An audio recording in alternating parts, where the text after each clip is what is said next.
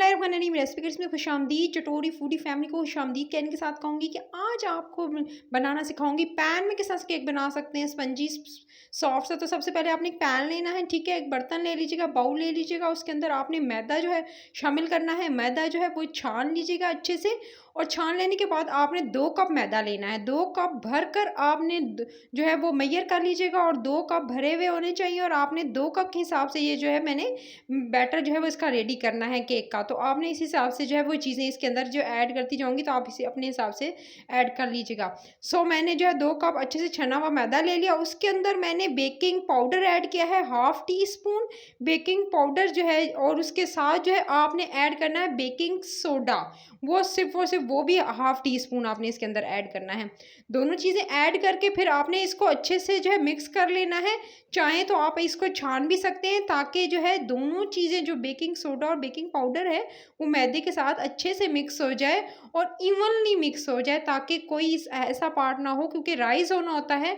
ये चीज़ें जो हेल्प करती हैं। तो आपने जो है इस तरह से अच्छे से इसको जो है वो मिक्स कर लेना है। मिक्सिंग के बाद आपने इसको एक तरफ रखना है, और अब आते हैं लिक्विड वाली जो चीज़ें हैं वो उसकी तरफ। तो सबसे पहले आपने एग लेना है एक बाउल के अंदर। अब एग तोड़ लीजिएगा। 2 अदद आपने अंडे ले लेने हैं, ठीक है। चाहें तो आप जो है इस तरह से जो है अंडे जो है उनकी सफ़ेदी जो जर्दी है वो अलग अलग भी बीट कर सकते हैं। मैं एक साथ इसको जो है अच्छे से मिक्स करूँगी, बगैर बीटर का यूज़ किए हुए व्हिस्कर की मदद से इसको बहुत अच्छे से आपने फेंटना है। इतना फेंटना है कि ये फ्लफ़ी सा इसका जो है वो बैटर रेडी हो जाए अंडों का। तो इसको तकरीबन मैंने 3 से 4 मिनट अच्छे से मैंने इसको जो है फेंटा। उसके बाद आपने ये जी 1 कप के करीब जो है वो चीनी है, पिसी हुई चीनी, यानी जब पिसाई गई तो उसके बाद जो था ये 1 कप के करीब है, ठीक है जी गाइस। तो पिसी हुई चीनी, कैस्टर शुगर आपने लेनी है, और उसको जो है थोड़ा-थोड़ा करके आपने जो अंडे अच्छे से बीट किए थे 2 अदद, उसके अंदर जो है आपने शामिल करना है गाइस। थोड़ा-थोड़ा करके शामिल करेंगे, एकदम ऐड कर देंगे तो आपको जब बीट करने में प्रॉब्लम होगी, और एक एक जगह इकट्ठा हो जाएगा। वो ड्राई इंग्रेडिएंट है, ज़ाहिर बात है चीनी जो है वो थोड़ी ड्राई होती है, तो वो एक जगह इकट्ठी हो जाएगी, और आपको जो है बीट करने में मिक्सचर को मुश्किल होगी। सो आपने जो है अच्छे से इसको बीट करना है। थोड़ा-थोड़ा करके चीनी शामिल करते जाएंगे, और आपने अच्छे से विस्कर की मदद से जो बीट करते जाना है।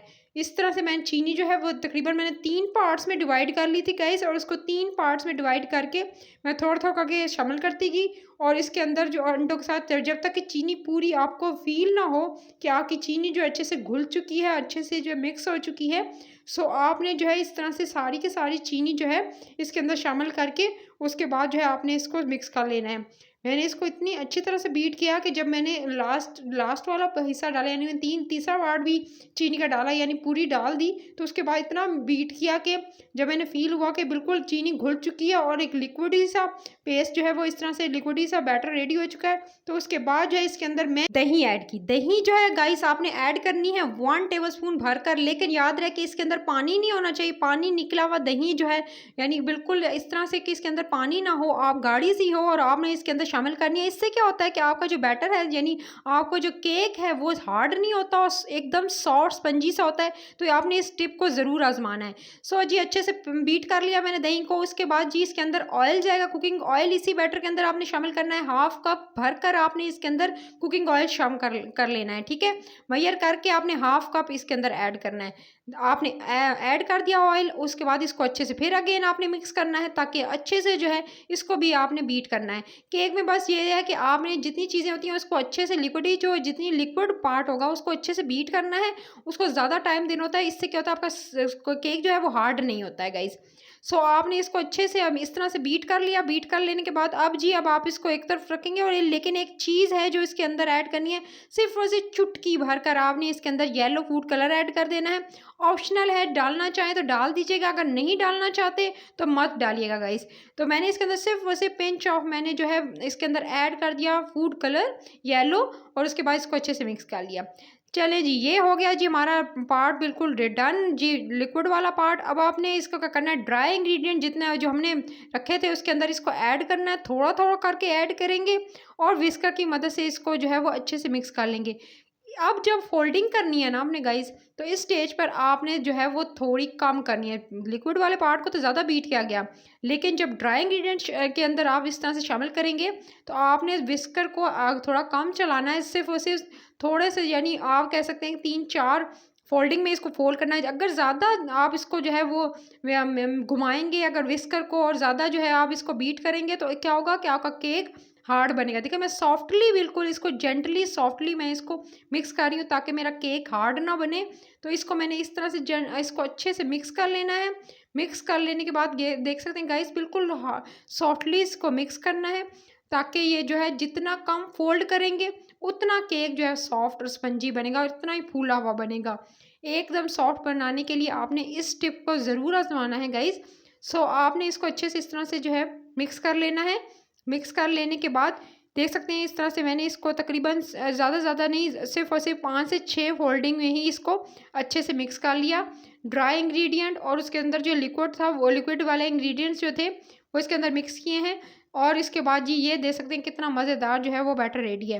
इसके बाद एक पैन लेना है, उसके अंदर आपने 1 चम्मच जो है कुकिंग ऑयल शामिल करना है। पैन लेकर उसके बाद ब्रश से इसको पूरा इवनली ऊपर तक जो है आपने अच्छे से इसके ऊपर जो कुकिंग ऑयल लगा देना है। बेस में भी और साइडों पर पूरा लगाइएगा ताकि जो है केक आपका चिपके नहीं और आसानी से निकल भी आए। तो आपने इस तरह से पूरा इवनली जो है ब्रश की मदद से आपने जो है इस तरह से लगा लेना है। ठीक है जी, देख सकते हैं मैंने लगा लिया। उसके बाद अब आपने इसके अंदर जो है बटर पेपर रखना है। बटर पेपर जो है अब इस जितना जो पैन आप यूज़ कर रहे हो उस हिसाब से आप काट लीजिएगा। उसके जो पैंदे के हिसाब से उसकी बेस में आपने इस तरह से चिपका देना है। चिपकाने के बाद जो आपने अब बैटर रेडी किया था केक का, वो इसके अंदर जो है शामिल कर देंगे। ठीक है जी गाइज, अच्छे से आपने इसके अंदर सारा का सारा जो है कोई भी ज़ाया किए बगैर जो है आपने इसके अंदर शामिल कर देना है जो हमने केक का बैटर रेडी किया था। देख सकते हैं माशाल्लाह क्या अच्छी फोल्डिंग्स आ रही हैं गाइज। तो कितना मज़ेदार जो है ये इसके जो है आप कह सकते हैं इतना ही कंसिस्टेंसी होनी चाहिए। तो आपने इसी तरह से आपने जो है इसको जो है बैटर को इसके अंदर ऐड करना है और ऐड करके सारे के सारे को बगैर कोई ज़ाया किए सारा का सारा अब इसके अंदर ऐड कीजिएगा। और ऐड करके फिर आपने जी देख सकते हैं मैंने सारा का सारा इसके अंदर ऐड कर लिया। अब आप इसको 3 से 4 दफ़ा टैप कीजिएगा अच्छे से ताकि इसके अंदर कोई बबल्स हों तो वो जो है रिमूव हो जाएं। सही है जी गाइस, इस तरह से टैप करेंगे और टैप करके बबल्स ताकि हो तो इसके अंदर ना बने। उसके बाद आपने इस तरह से एक बड़ा पैन लेना है, उसके अंदर आपने इस तरह स्टैंड रखना है और जो आपने बैटर रेडी किया था वो पैन आपने इसके अंदर जो है इस तरह से फिक्स करके पहले एक मिनट के लिए तेज़ आंच पर, उसके बाद मीडियम टू लो फ्लेम करके इसको 45 मिनट्स के लिए ढक कर छोड़ देना है। इस तरह से आपने ढक देना है और उसके बाद 45 मिनट्स के बाद ढक्कन हटाकर मैंने देखा गाइस ये बिल्कुल अच्छे से फूल चुका था गाइस। और केक किस आपका डन हो चुका है या नहीं इस चीज़ को चेक करने के लिए आपने कोई से भी इस तरह से चॉपस्टिक ले लीजिएगा या आप कोई ऐसी स्टिक ले लीजिएगा या आप जो बिल्कुल बारीक सी हो और उसकी मदद से आप इसके अंदर पोर कीजिएगा। और आप अगर बिल्कुल साफ़ आए, बिल्कुल इसके अंदर कोई चिपका हुआ बैटर ना हो तो इसका मतलब आपका केक डन हो चुका है। तो देख सकते हैं बिल्कुल फुली डन हो चुका था सिर्फ और सिर्फ 45 मिनट्स के अंदर। तो उसके बाद अब आपने क्या करना है, इसको थोड़ा ठंडा होने देना है गाइस। देख सकते हैं कितना सॉफ्ट स्पंजी है। अभी मैं आपको इसको फिर आप रिमूव करके दिखाती हूँ। इसके जो आपके बेस में आपने बटर पेपर लगाया था तो बटर पेपर लगाकर जो लगाया था उसको रिमूव कर लीजिएगा। उसके बाद इसको जो है ठंडा होने दीजिएगा। जब ठंडा हो जाए उसके बाद इसकी कटिंग कीजिएगा और चाहे तो इसके ऊपर जो है वो आप चॉकलेट की और उसके अलावा जो है वो क्रीम की गनाश जो है वो रेडी करके इसके साथ जो है आप इसको जो है वो इसको प्रेजेंटेशन इसकी कर सकते हैं। तो अब आपने डेकोरेट करना है अपने हिसाब से, तो आप इस तरह से कट कर लीजिएगा पीसेस में। ये भी थोड़ा गर्म है लेकिन मैं आपके लिए इसको कट कर रही हूँ गाइस। ये इतना सॉफ्ट है कि अगर गरम गरम करेंगे तो इस तरह से थोड़ा सा ये टूटेगा क्योंकि इतना सॉफ्ट एंड स्पंजी है, फ्लफ़ी है ये कि आप देख सकते हैं मैं सिर्फ और सिर्फ हल्का सा मैं सिर्फ नाइफ को करती हूँ इसके अंदर तो ये बिल्कुल एकदम जो है वो इस तरह से एकदम कट लग जाता है इसके अंदर। ये इस तरह से कटिंग इसकी आसानी से हो रही है। तो ये इतना गरम था गाइस, इसको फिर आपने ठंडा होने देना है। ये मैं आपको इसको दिखा देती हूँ कितना सॉफ्ट एंड स्पंजी है।